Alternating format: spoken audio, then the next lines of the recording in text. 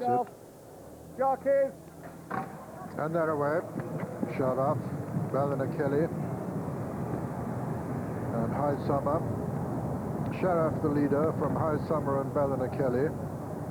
Then comes Midian Blue and bowled over. Just behind them, Ramadi's Son and Kutta, and then No Pattern, General MacArthur, and Truancy is the back marker, and Sheriff making it.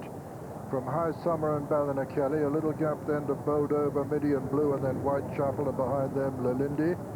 Behind Lalindi is Ramadi's Son, then Kutta, No Pattern, and then General MacArthur. They're going a good gallop all right, and Truancy is the back marker, and Sharaf under Oscar Urbina is ensuring a real good pace here. High Summer on the near side. On the far side, Ballynakelly bidding for his 8-timer. Then comes bowled over and Midian Blue and Whitechapel. And they're beginning the swing out of the far turn. And Sharaf is still the leader from Ballynakelly and High Summer. A little gap then to bowled over. Then Midian Blue, Lalindi and Whitechapel. Truancy is still the back marker. Sharaf is still making it. From Ballynakelly, a clear second now, ahead of High Summer in third. Quite a gap then to bowled over. Lalindi, Midian Blue, and then No Pattern and Whitechapel, and Kutta making a little bit of progress. Ramadi's Son comes next, then Truancy, who's relegated General MacArthur to last place, and the leader, Sharaf, swinging into the home turn now, just under 5 furlongs to run in this Tote Bookmakers Autumn Cup. And the favourite is second at the moment, Ballynakelly, as they come down towards the half-mile pole, and Ballynakelly takes it up.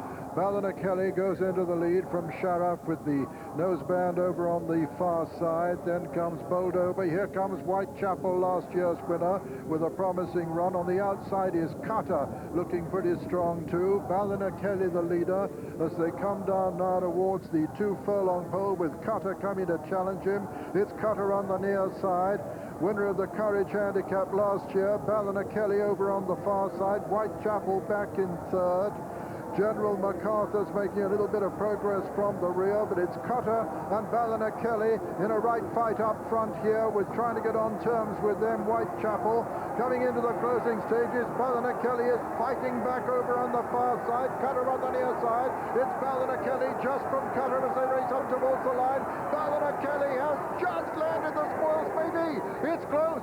It could have been Kutta, could have got up on the line. Whitechapel is third and Ramadi's Son is fourth. Then came General MacArthur and Midian Blue, and behind Midian Blue was the long-time leader Sharaf, and looking right back to last place, it was bowled over. Kutta might have just got back in the dying strides of this Tote Bookmakers Autumn Cup.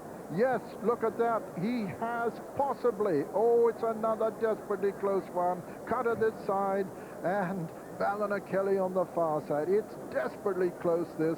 Once again, even in slow-mo, you wouldn't like to pick it. Another one we've got to leave to the judge. Very, very close indeed.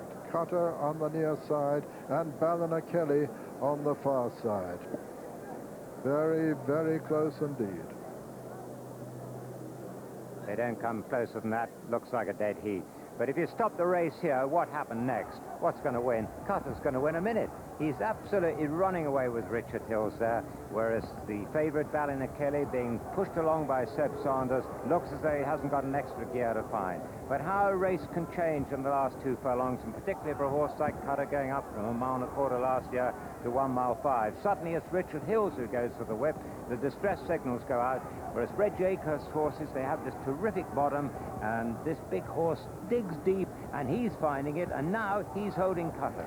I think the reason that Kutta didn't find so much when he came off the bridle with Richard Hills is it was the ground, Julian, because when Richard let him down, as you say, he had 2 handfuls before then, but if you notice, he misses 1 or 2 beats here all the way through the last furlong. There's no doubt this horse has got to have soft ground to be at his best. But now, let's come back to Kutta's courage. Just watch, although he's not liking the ground, watch him fight all the way to the line, and we mustn't take Ballynakelly's stomach away either, because he really sticks his head out and goes for the line. But as Peter says, could you call him? I don't know. If anything was going to call anything, Julian, I'd say a dead heat. It's a good big one against a